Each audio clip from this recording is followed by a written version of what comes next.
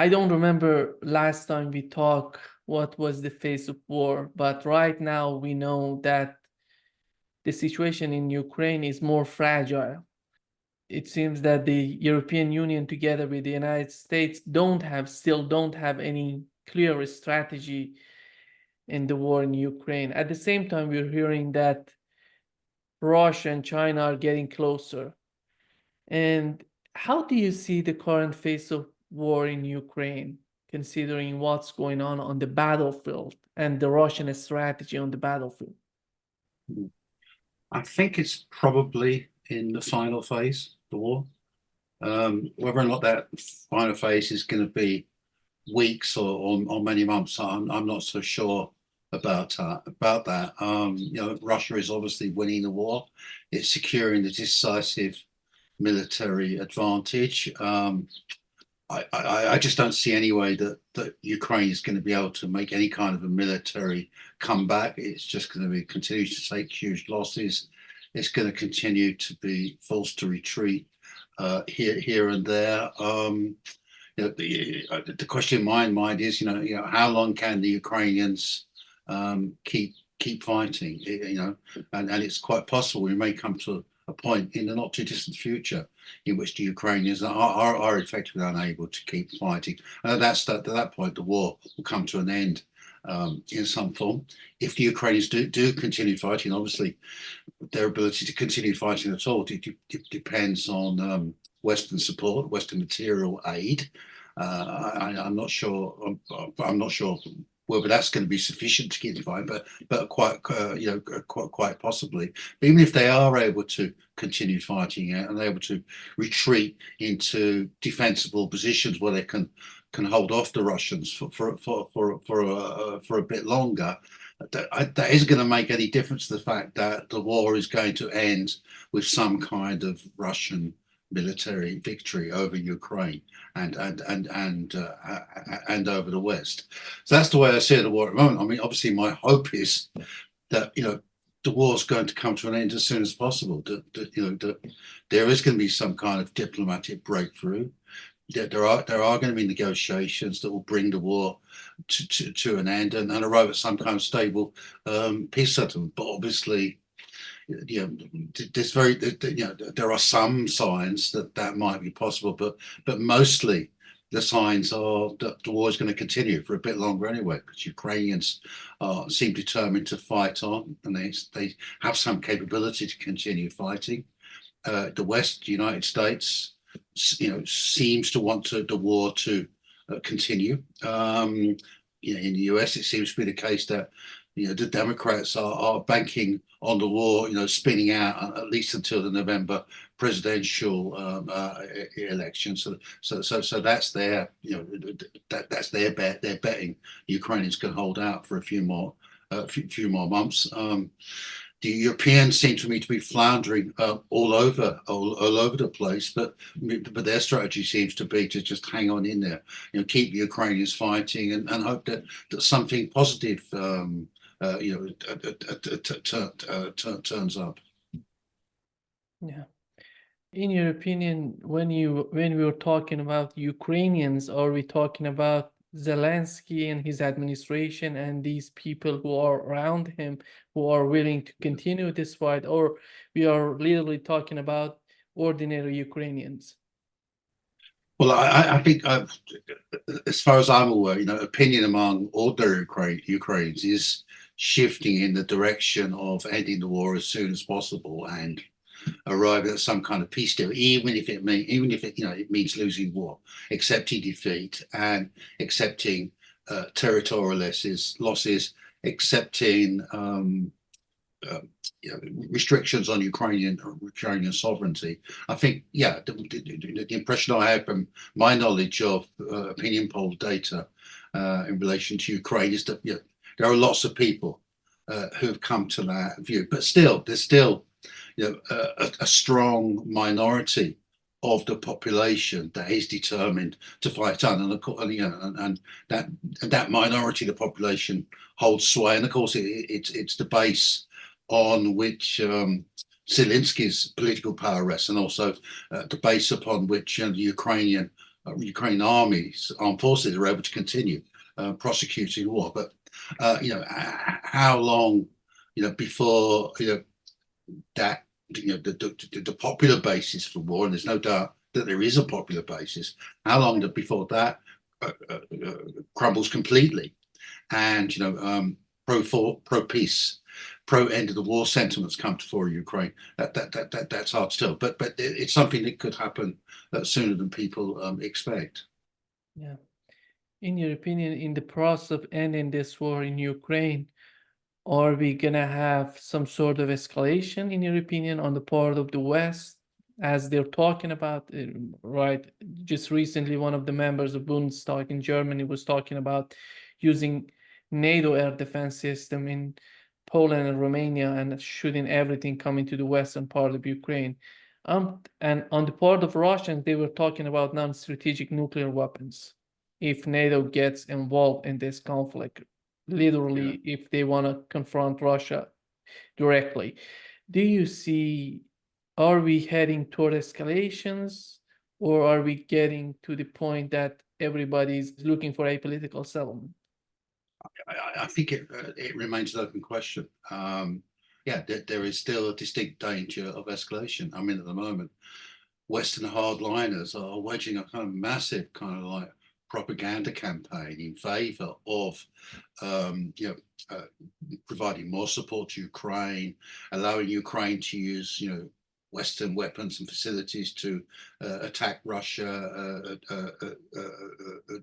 directly, of some increasing Western direct involvement in the war in various forms, including perhaps by introducing some troops in some form. That they're waging a massive kind of campaign, and their argument is that, well, it's do or die, and if Ukraine goes down, we're all going to go down with them. So they're presenting it as an existential struggle, and what they're trying to do is to say, yeah, look, we accept there's a huge risk of escalation into a bigger war with Russia, but we have to go with that risk because the alternative is complete defeat and utter destruction, not only of Ukraine but of the whole Western world. And that's the kind of hysterical terminology that they're increasingly using now.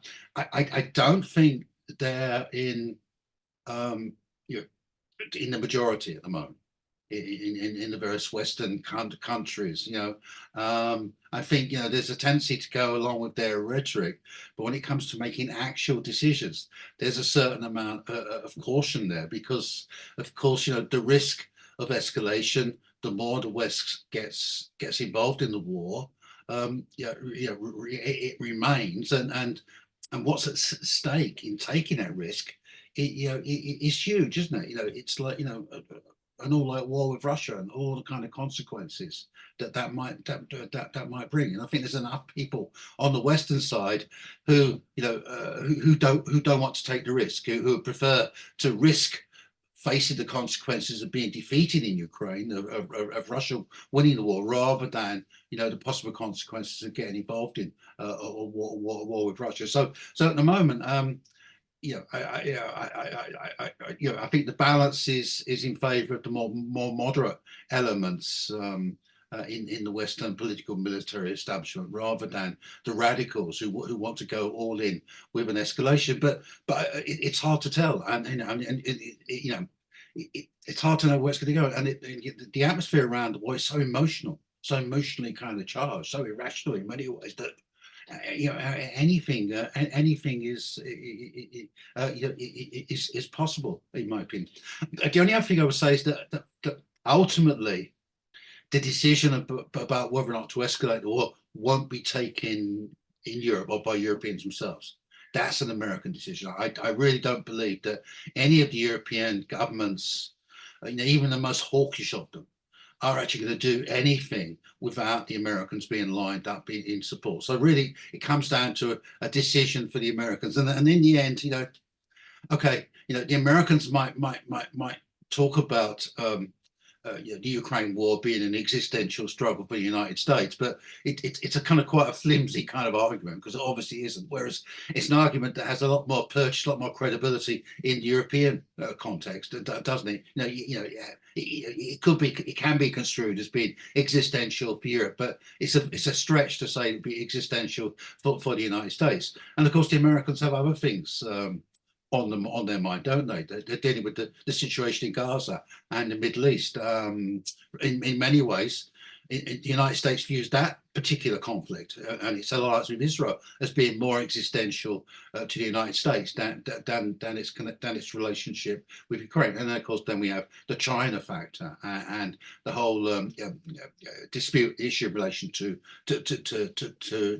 Taiwan and the possibility of conflict in that sphere. So I think all of and also I think American public opinion is against escalation, very definitely against escalation, and there's strong elements of in the Republican Party in particular who are opposed to further escalation. So I think the chances are that the Americans aren't going to authorize any kind of radical steps towards further Western involvement in the war. But on the other hand, the Americans, the Europeans might make a mistake.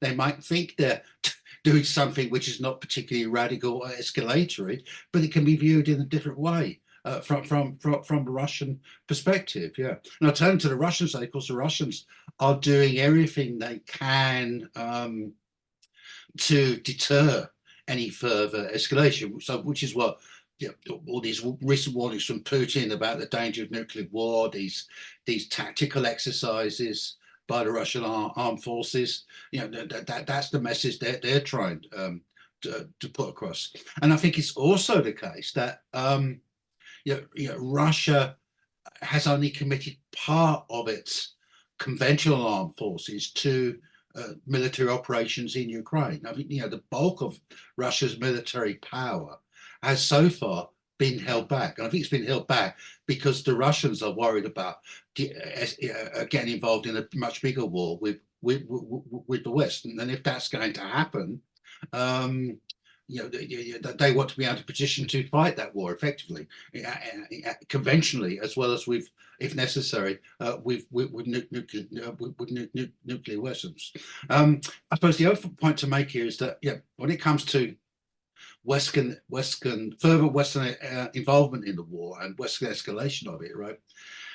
I think there's one huge kind of factor which is telling against that escalation, and it's the fact that in terms of conventional warfare, the Western position vis-a-vis Russia is very weak at the moment. Yeah, the West is not in a position, doesn't have the strength to fight a major conventional war with Russia. If it did that, I'm firmly of the view that it would lose such a war. And I'm sure that sensible military advisors on the Western side are telling their politicians, they're saying to them, look, if you want to risk further intervention in the Ukraine war, further escalation, that's fine. But if you're going to do that, you have to be prepared for the contingency of getting involved in a major war with Russia. And at the moment, we're not in a position to wage such a war. Our armament stocks have been depleted because of the supplies to Ukraine. The Russians are outperforming us in terms of military, defense production. Russia's economy is on a war footing. The Russia's mobilized hundreds of thousands of soldiers. It now has a very highly experienced and efficient, combat efficient and experienced military force at its disposal. We don't. We're not ready for war politically in terms of the population. Our populations are very much against war. We're not in a position to fight a major conventional war with Russia, leaving aside the risk of nuclear escalation. So I think it's Western military weakness in conventional terms, which may ultimately stop them doing anything to address it. But I don't know. I mean, I say that, but I'm not 100% convinced of my own argument, because the worse it gets for Ukraine and the West, the worse the war gets.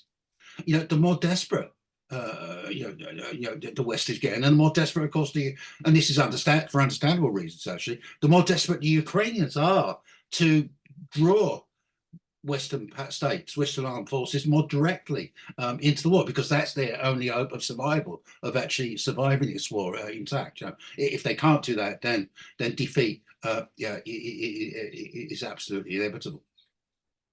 Yeah, I think the point you mentioned was this conventional war against Russia. It's so difficult right now for the West to, and if the West is not capable of having a conventional war, then here comes nuclear war. This is the problem that we're having right now, I think.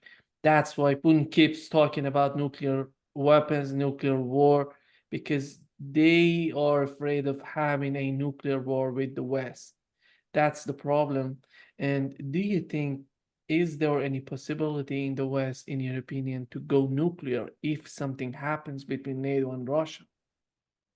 Well, I think they're afraid of nuclear war in the West as well. I mean, it's only really a few kind of like lunatic kind of Western hardliners who don't seem to have that. I think there's a fear on the Western side, and it has been a restraining factor. Jeff, before answering, because the reason behind this question that I asked was because Lindsey Graham gave a interview on ABC News. He was talking about dropping nuclear bombs in the Middle East. These people are so unpredictable. That's why I've asked this question. Yeah, but I don't think Lindsey Graham is representative of of mainstream Western thinking, or at least I hope it's not. So no, I think there is a genuine fear in the West about nuclear escalation as well. There's no doubt in my mind. I mean, I was talking earlier about the possibility of major conventional war between Russia and NATO, and the fact that the NATO countries aren't actually prepared for that war. That Russia would win easily, but what that implies, of course, is that should such a war develop for some reason or other, then it would quite rapidly develop into a nuclear exchange, because that the West, and the escalation wouldn't come on the Russian side; it would come on the Western side. So that's a that's a huge danger. But look, I share your concern. I mean, right this whole war, I've been warning about the danger of escalation. The world is under threat. A greater threat of nuclear war than any time in its history. Far the times we live in are far more dangerous than any times during the Cold War, when there was crisis and conflict and international tension and confrontation, including during the Cuban missile crisis. So the existential danger is one that is hanging over, and it's not an insubstantial danger. But there's another angle to this, is that if you look at the Western hardliners and the views that are being expressed by those kind of people, there's two camps among them. There are those who are saying, look, we have to go all in now and risk escalation, because if we don't, it's going to be an absolute disaster. But there are more sensible elements who are saying, no, what we need to be doing is to digging in for a long struggle with Russia. So we need to be militarizing our countries, our societies, preparing in the medium and long term for war with Russia. Now, for that element in the hardliners camp, they're not so concerned with what's going to happen to Ukraine. Yeah, okay, they don't want Ukraine to lose, or to lose that badly, but in the end, they're prepared to see Ukraine lose, and they're prepared to see Ukraine fight on for as long as possible, because the longer Ukrainians fight, the more damage they would do to the Russians, the longer Russia will take to recover from the war, and the more of a breathing space it would give for the Western side to actually remilitarize and build up its armed forces. So there is a more long term view among on the Western side, which basically says, yeah, okay, this is an existential struggle with Russia, but it's not a struggle or a war that we have to fight now. We can fight it later, and we should fight it later when we're much better, when we're better equipped, better prepared for that for war with Russia. So okay, so we're talking about there's a war in Ukraine. There are many like immediate kind of dangers, extreme, urgent dangers arising out of that war. But also for this situation, there's a profound long-term danger as well. Is that the war in Ukraine could end in some form, there could be some kind of resolution, even an agreement and a peace settlement of some kind. But still, the long-term trend will be in the direction of war between Russia and the West because of this. Not on Russia's part, I don't think, but on the Western side, or at least among among Western hardliners who believe that for the West to survive politically and as a civilization, their view of its civilization, it is going to have to take on Russia head on sooner or later. Yeah, here comes the question. Do you think most of the time when they're talking about Russia and fighting Russia in the West, and they're thinking that Russia would be alone? In my opinion, Russia would not be alone. Russia was not alone. Russia has not been alone during this conflict. China was with Russia. Iran was with Russia. If a major war happens in Ukraine against Russia, NATO against Russia, we're gonna have a major war in that region. It's not gonna be alone. Russia is not gonna be alone. But it doesn't seem that in the Western mainstream media, Western politicians are thinking of this. They're thinking that we can crush Russia without having a major war. But I'm not sure that they think that anymore. I think they've learned that lesson of history. That's what they thought when the war started, 2 years ago, 2 years ago, right? That was their project, that was their, but it's obviously been done. So I don't think that they think that again. Yeah, sure. It's very likely that the escalation of the Ukraine war into a broader conflict would draw in other countries as well. Perhaps not directly into it, but into it in various ways. So so to take the case of China, I'm sure that in the event of a wider Russia-Western war arising out of the Ukrainian situation, and a war that remains conventional, because of course if the war goes nuclear, then all bets are off, and it's all over. We're all over. But assuming it stays conventional, I'm sure in those circumstances China would upgrade the level of its support to Russia. But that doesn't necessarily mean China sending its troops or directly getting involved, but they would certainly assist the Russians in some way. So China would certainly be a major ally in any conflict. Yeah, and the same also might apply to Iran and maybe other countries in the Middle East. When I talk that they thought that Western politicians, they're thinking that they can crush Russia, because recently we had Anthony Blinken. He went to China to convince Chinese not to help Russia. We had Janet Yellen went to China. Olaf Scholz went there. They were all talking about the conflict in Ukraine, beside what they wanted to do with China. But they went there to force China not to help Russia. And this connection with the reality that is happening right now in the Western politicians, for the Western politician, is unbelievable. Because in my opinion, if there is somebody in this world who wants Russia win the war in Ukraine more than Putin, would be Xi. Because he knows if NATO defeats Russia in Ukraine, the next would be China in Taiwan. And that's why I don't understand why they're trying to convince China. It's wrong. China is totally in this war. Yeah, I kind of agree. I think Xi, the Chinese, want Russia to win the war in Ukraine, because if Russia loses in Ukraine, then they'll be next in line Yeah, for a Western proxy war, say over Taiwan, for example.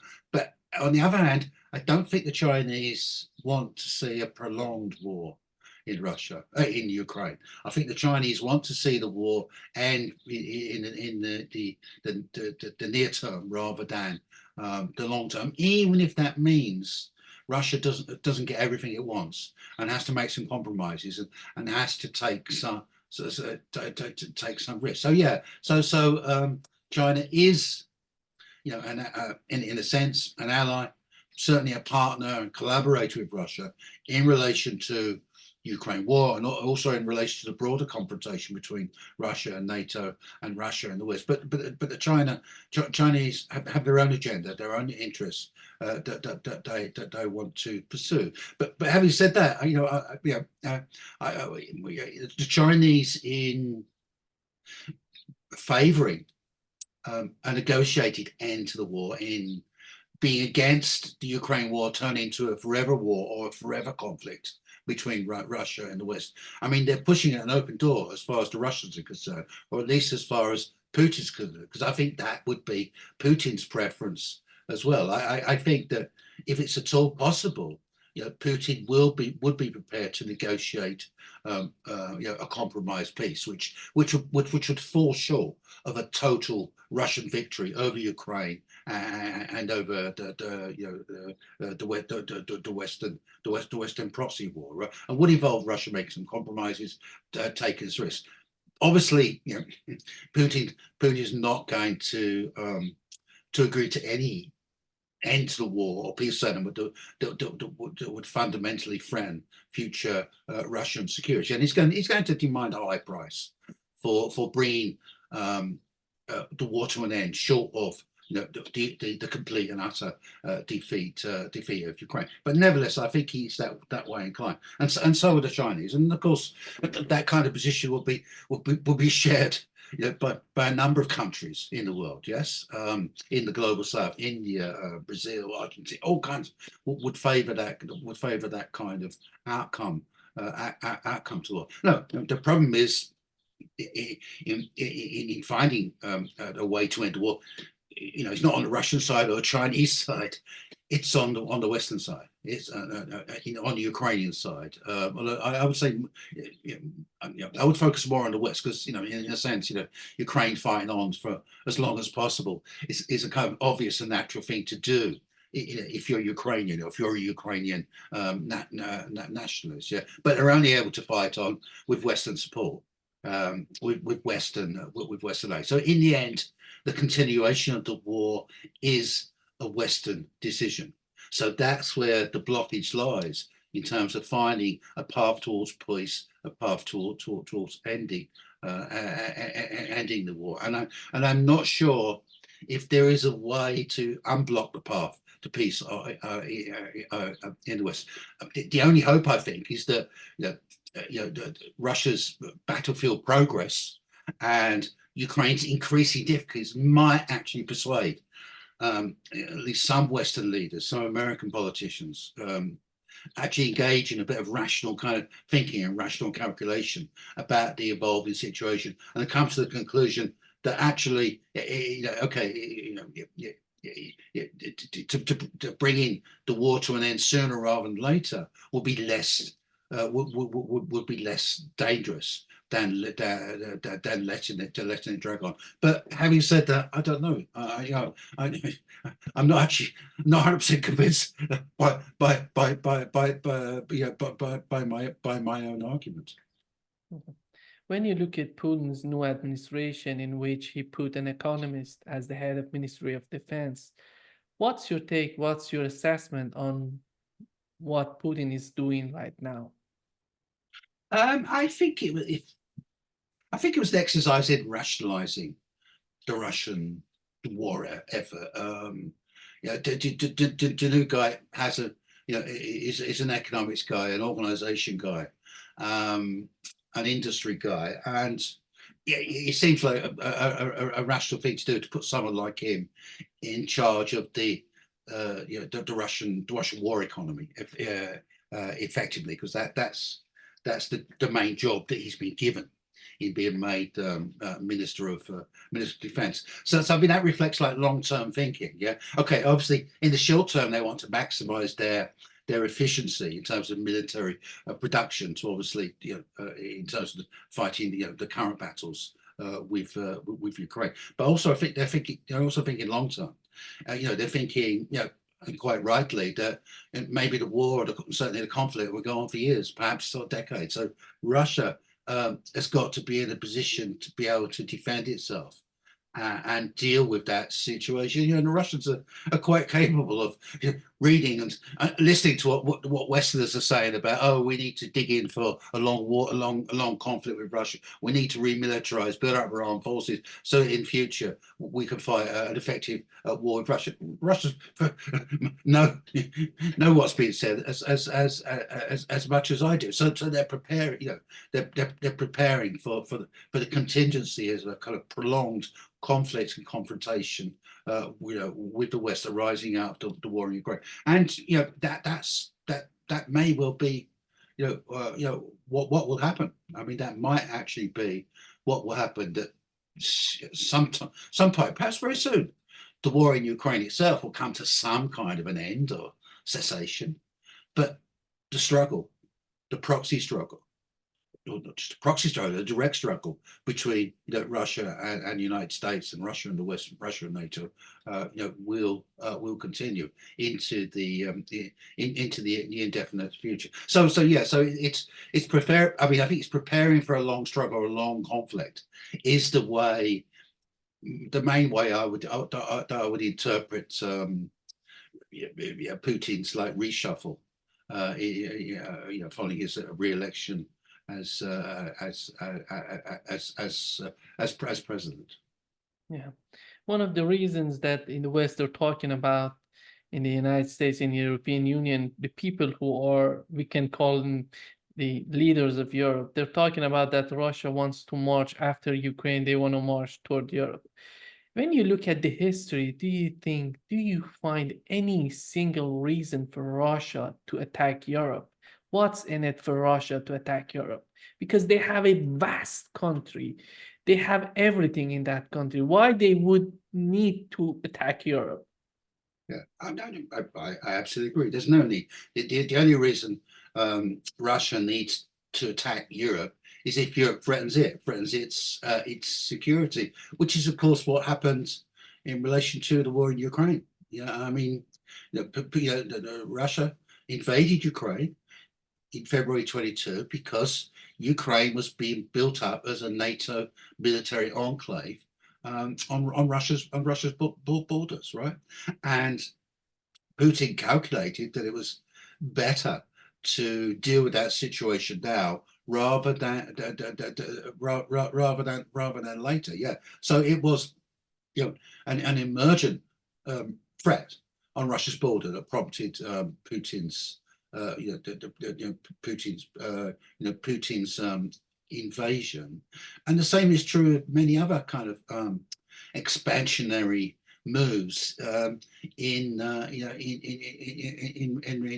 Russian history. Another example, in relation to the Baltic states. So of course, the Baltic states were part of the Soviet Union for 50 years, something like 50 years, right?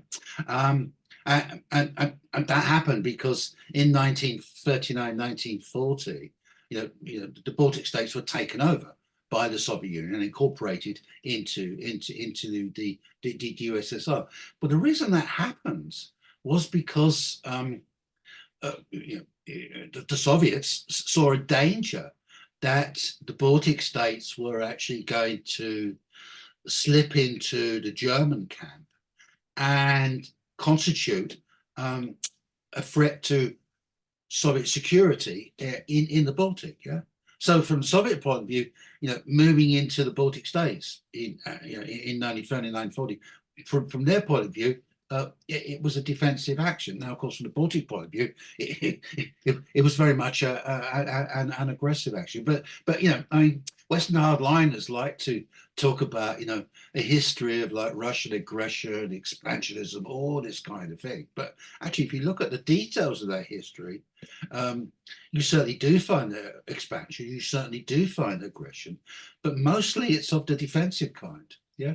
It's of the defensive kind. It's security, it's security oriented, and I see no evidence that you know, fundamental characteristic of Russian foreign policy, extending over many hundred years, has changed in the current situation.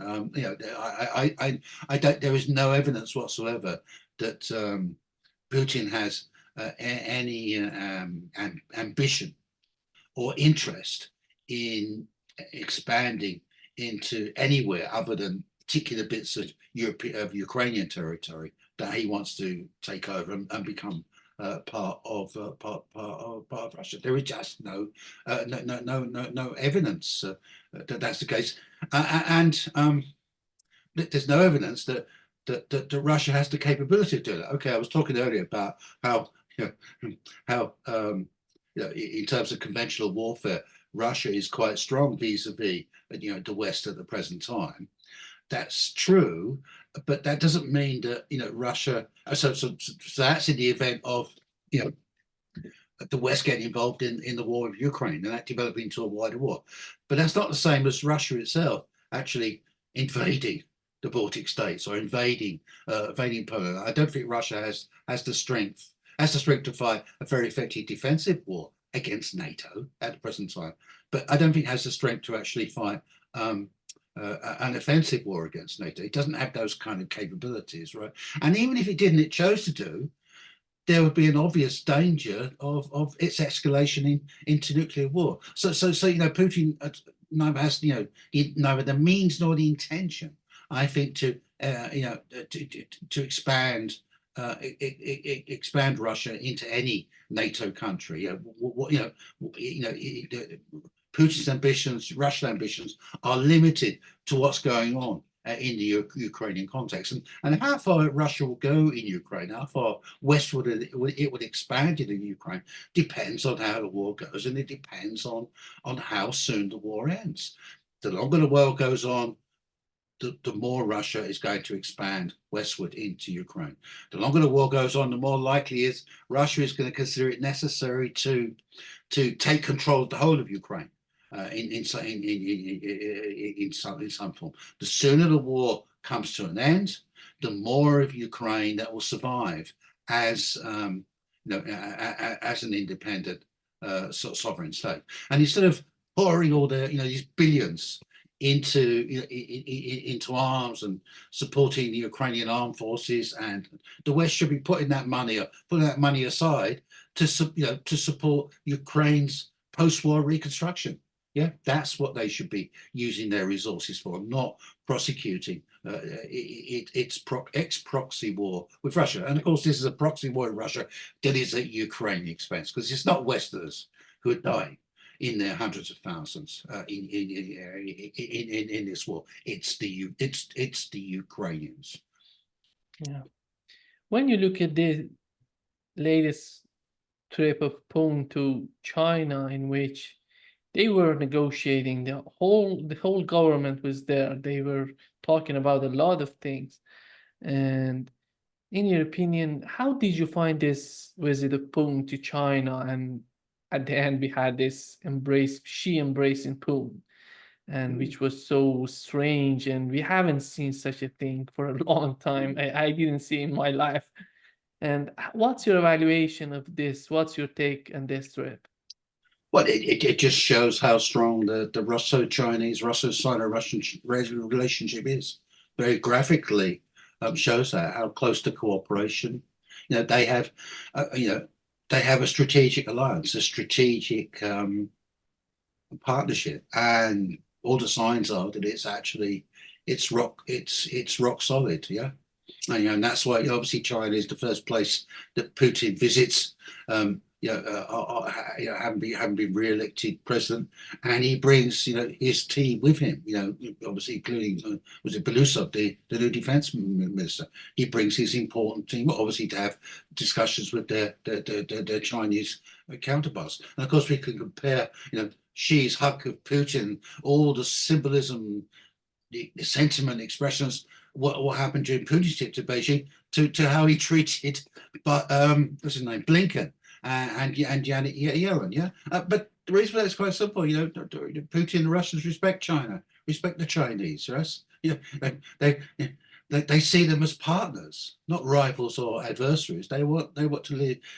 They want to cohabit. Yeah, Eurasia, and they want to cooperate.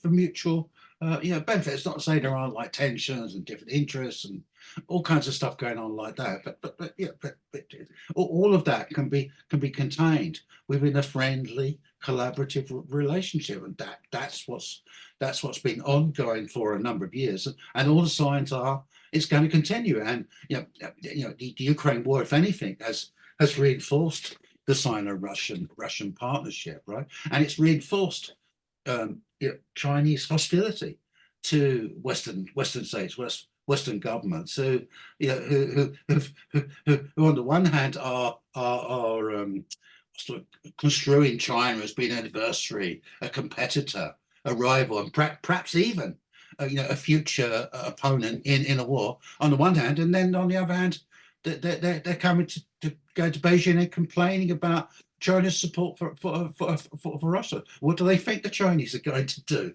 if they're faced with another country that is evidently self-consciously publicly gearing up for a long-term rivalry with China? What do they expect? How do they expect the Chinese to respond to that, except to actually to seek allies and partnerships with other countries, and particularly a country like Russia, big country like Russia, big, important, powerful country like Russia, which has a lot to offer China, to seek them out, as their closest collaborators and friends. As you say, you said it earlier, it's sometimes very difficult to understand what's going through the heads of these Western politicians and decision makers. What do they think they're doing? What do they think they're going to achieve? How do they think the Chinese are going to respond to their demands? It just surely they have advisors telling them something different here, but I don't know. Maybe they don't, because they keep on doing the same thing over and over again, making the same mistakes. Yeah, as you mentioned, China doesn't like the war in Ukraine. They want to put an end to the war as soon as possible, and it seems that their prosperity goes through peace. And they're seeking peace because their economy would work better in peace than in war. That's why they're trying to do everything to bring peace. Even they suggested a peace plan for Ukraine, and nobody seems to care about it. And at the same time, you see the tensions are increasing in Taiwan. Do you think that the West, as much as China doesn't want this conflict, it seems that the West wants this conflict? How do you see this conflict in Taiwan? Well, I don't like the war either. It's not just the Chinese. Most people don't like the war. I want to see it come to an end as soon as possible. And peace is good for the prosperity of everyone. Yeah, that's what we need. We need a peaceful world order. That's what we fundamentally need. Yeah, that's the most. Yeah, in terms of Taiwan, it's interesting that I mean, there's been some recent developments in Taiwan which are a bit worrying. Like recent elections, this new president, isn't it? Yeah, who seems to be a bit more of a hardliner in terms of Taiwan's relations with China. But what gives me hope about Taiwan is that though the Americans might want to play certain games in relation to Taiwan, and there are hardliners on the American side who are kind of gagging for a war with China or predicting the inevitability of a war with China. So they want to prepare for that conflict. So there's all kinds of like destabilizing and risk-taking and threatening kind of elements on the American side. What gives me hope is the Taiwanese population. Yeah, okay, they have like different voting and political preferences, but there seems to be, you know, a very solid majority of Taiwanese who don't want to disturb the existing status quo, don't want to do anything too precipitate, don't want to provoke a conflict with mainland China, and they want to provide the Americans with opportunities or excuses to involve themselves even more deeply in their affairs. So I think the political dynamics, domestic dynamics within Taiwan do favor keeping with the status quo, which is China continues to insist that Taiwan is part of China, but Taiwan continues to exist as a kind of like a semi-sovereign, semi-sovereign state. So there's quite a lot of delicate balance that's been established in relations between China and Taiwan over many years. And I think my understanding is that the vast majority of Taiwanese people want to respect that balance, and it's a relatively small number of radicals who want to push forward a program of asserting Taiwan independence and sovereignty vis-a-vis China that the mainland Chinese find quite provocative. And of course, the Chinese can see what's happened in Ukraine. When a country allows itself to become a battleground between great powers, it gets destroyed, doesn't it? So I mean that's the Ukraine war has definitely reinforced the propensity among I guess among Taiwanese people to actually to keep the situation as stable as possible. Yeah.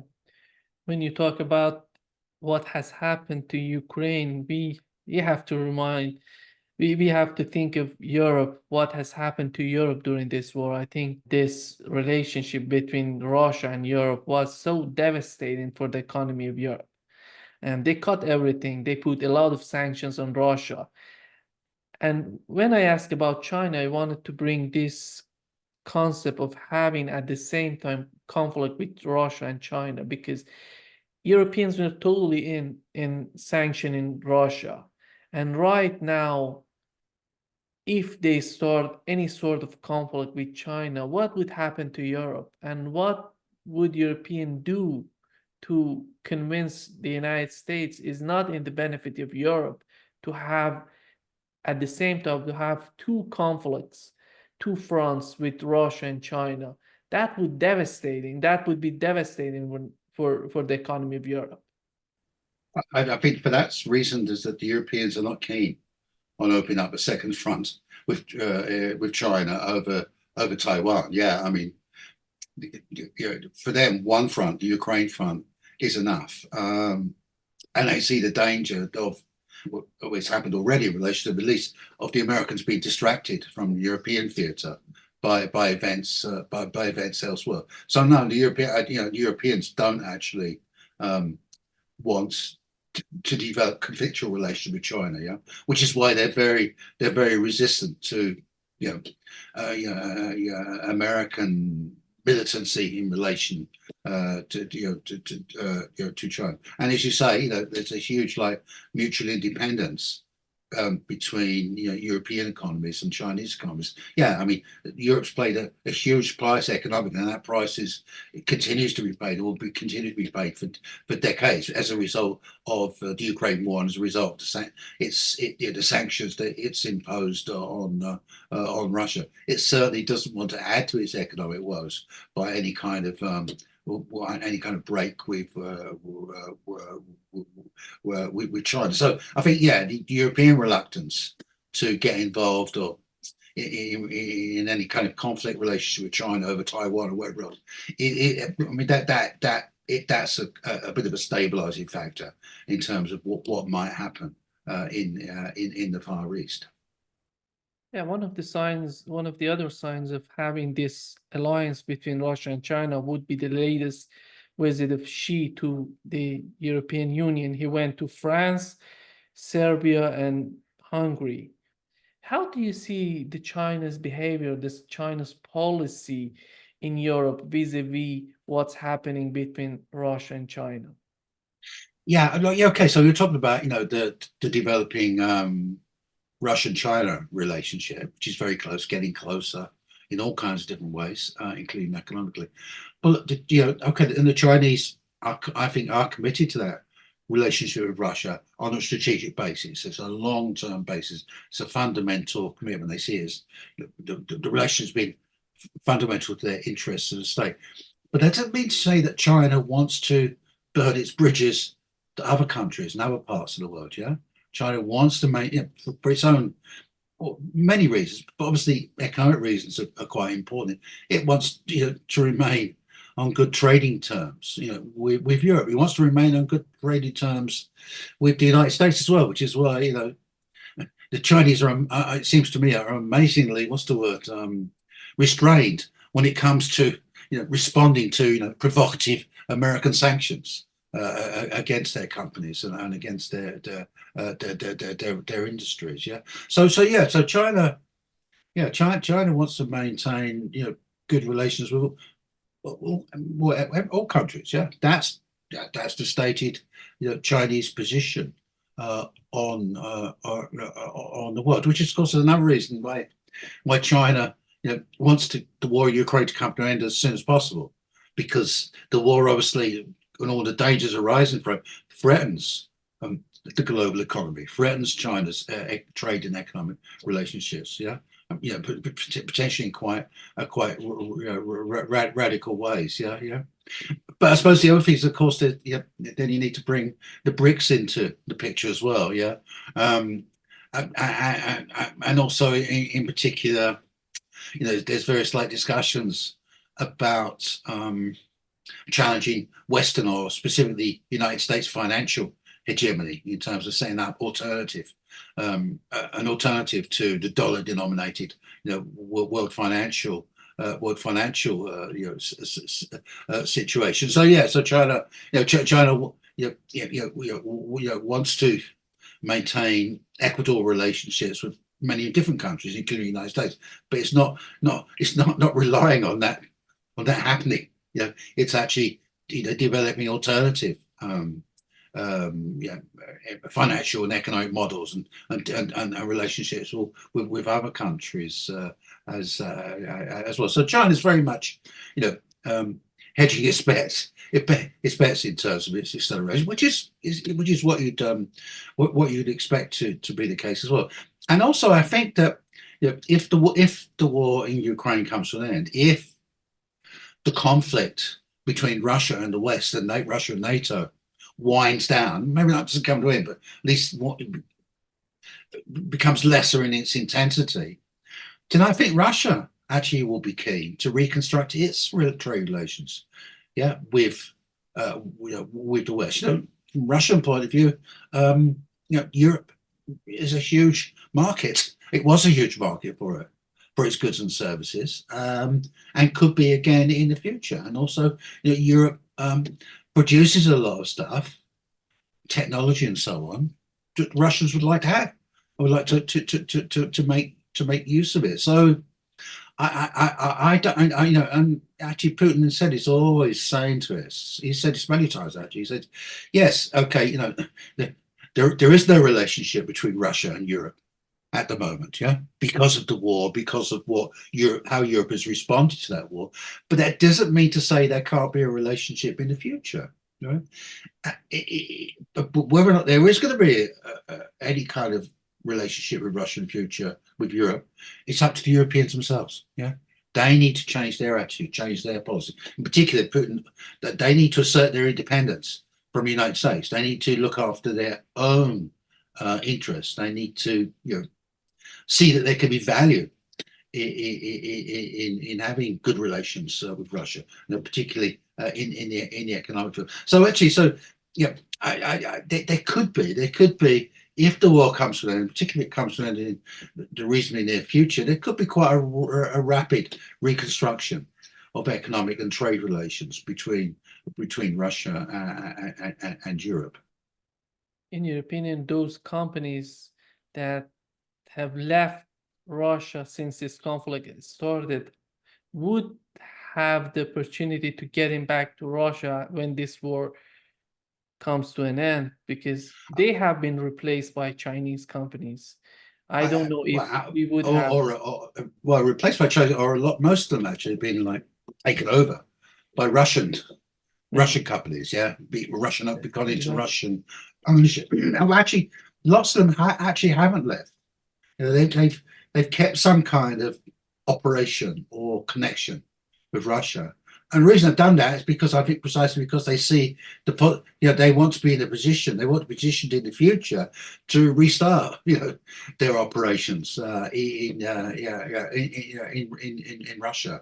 And there's quite a lot of, and there have been some reports recently, haven't there, with suggestions that more and more companies, Western companies, are becoming more and more reluctant to sever their connections with Russia, because they see what's happening geopolitically. They see the way the war is going, and what's the point of investing in a lost cause, the cause of a Ukrainian Western victory over Russia? That's very definitely a lost cause. And from a kind of business point of view, what's the point of investing in that cause, right? It doesn't do any good. It doesn't make any difference to the world. All it does is provide opportunities for our competitors. So I think there are some signs that there are some signs of that even now Western business interests are preparing to re-engage with Russia on a big scale as soon as it becomes possible for them to do so politically. Yeah, we have this summit in Switzerland in June, and they want to talk about the Zelensky's peace plan, and they have invited Lula, the president of Brazil, and South Africa, China, but it seems that none of them is going to be there. And Lula said he's not going to be there. The head of South Africa said the same thing. It doesn't seem that China is willing to send anybody there. Even Bloomberg reported that Biden is not going to be there. And it's unbelievable what they're doing in Switzerland. What, in your opinion, what's the reason of these kind of summits? We have seen the same thing in Saudi Arabia. It didn't work at all. There was no outcome. How do you see this Switzerland summit?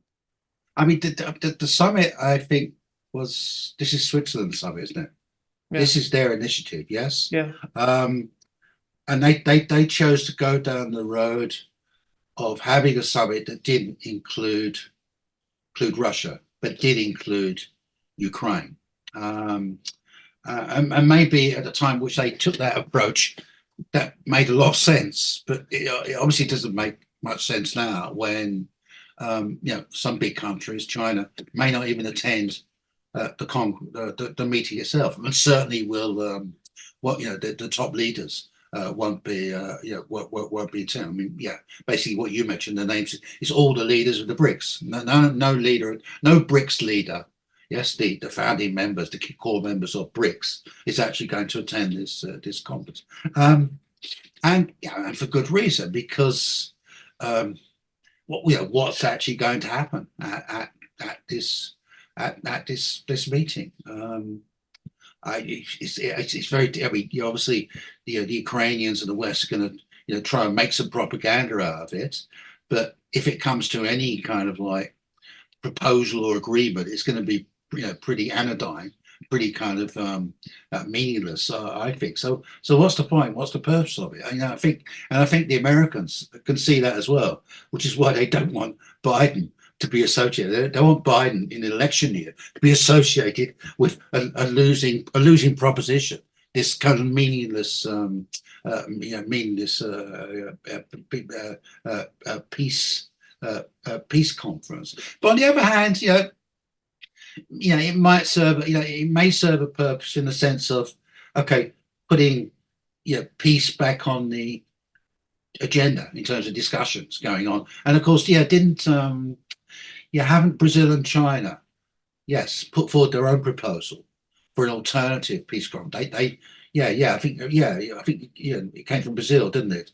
There's a proposal that there should be an alternative peace congress, a peace meeting, which would include Russia as well as Ukraine, and would put on the table some meaningful proposals which could lead to peace. So if this Swiss kind of meeting, at least gets people talking about the possibility of peace and provides openings for others to come up with more sensible approaches, sensible policy proposals. Yeah, then maybe it's not such a it's not such a bad idea. But I think basically it's gonna be a bit of a damp squib, isn't it? Really, I really don't. I mean, I'll be surprised even if I doubt that the media, Western media, will take much notice of it at all.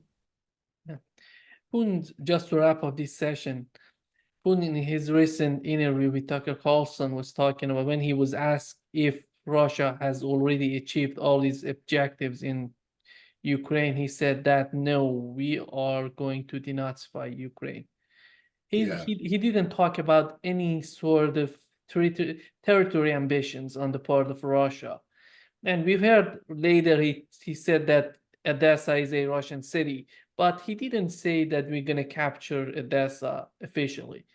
And it seems that they're trying to find a political settlement in Ukraine just to denazify Ukraine. And when he was asked what does it mean when you talk about denazifying Ukraine, he said something like a law in the constitution of Ukraine that would not allow this neo-nationalists, these neo-Nazis to be part of the government, to capture the government. I don't know how they're gonna control that. But it seems that whatever is in the mind of Russians is a political settlement, is nothing beyond that. And what, in your opinion, what would be the solution for the peace, for any sort of political settlement between Russia and Ukraine? Okay, well, as I said earlier, I think Putin wants a political settlement if he can get one that actually satisfies Russia's security needs. It's as simple as that, really. I mean, Putin has consistently said that the war in Ukraine is not about territory, it's about Russia's security. Okay, the security of Russia as a state, but also the security of people living in Ukraine who speak Russian or identify with Russia, who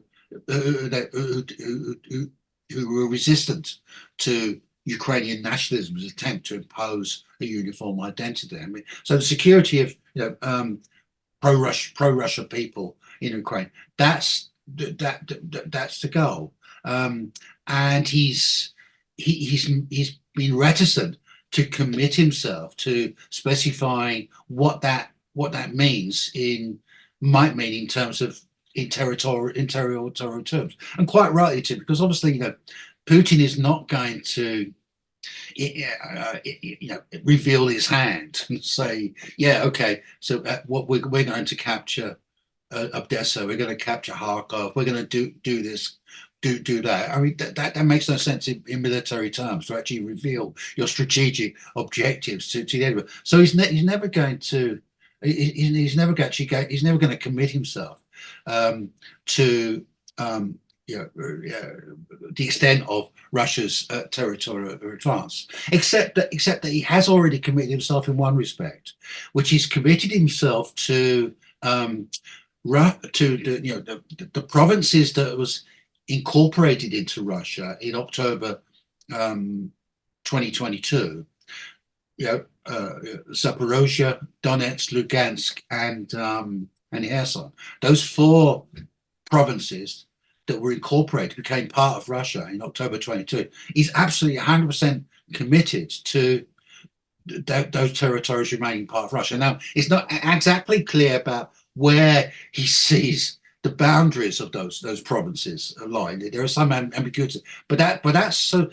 If you're talking about any peace settlement or any political solution of the Ukrainian war, that's absolutely fundamental to it from the Russian point of view, is that Russia gets to retain Crimea and the 4 provinces, right? So that's the starting point. And there's no way the war is going to on earth the war is going to end until Putin and the Russians have at the very least achieved that goal. And of course, in military terms, that's what's going on in Ukraine at the moment, right? Strategically, what the Russians are trying to do militarily in the next few months is to actually complete their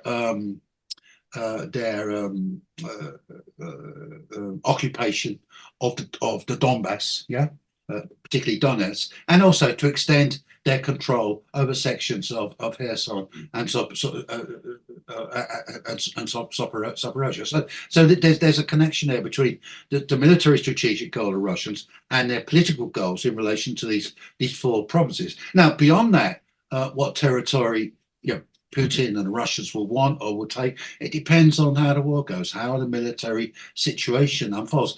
I don't think that Russia is in a position to capture Odessa or capture Kharkov or make significant advances into Western Ukraine. I don't think it has that capability at the moment. And if that's what Putin wants to do, and he may well want to do that, I don't think so, but he might do, then we're talking about a very long war indeed. So but I think that Putin will be willing to stop short of occupying Odessa, occupying Kharkov, if the rest of his security demands can be satisfied. If he can be satisfied that Ukraine will not just be demilitarized, but it will also effectively be Nazified. If he can be satisfied that NATO, in effect, will get out of Ukraine, will stay out of Ukraine. That if he can be satisfied that Ukraine and NATO are not actually going to, or at least NATO and Ukraine concept are not going to pose a threat to Russian security in the future, right? And also, if he can be satisfied with regards to the Ukraine's treatment of those of its citizens who remain under its control in the territories it continues to control, who remain oriented towards Russia. So so Putin has some his political goals, strategic goals, but also he has these what you might call like political cultural goals in relation to offering protection to pro-Russia Ukrainians.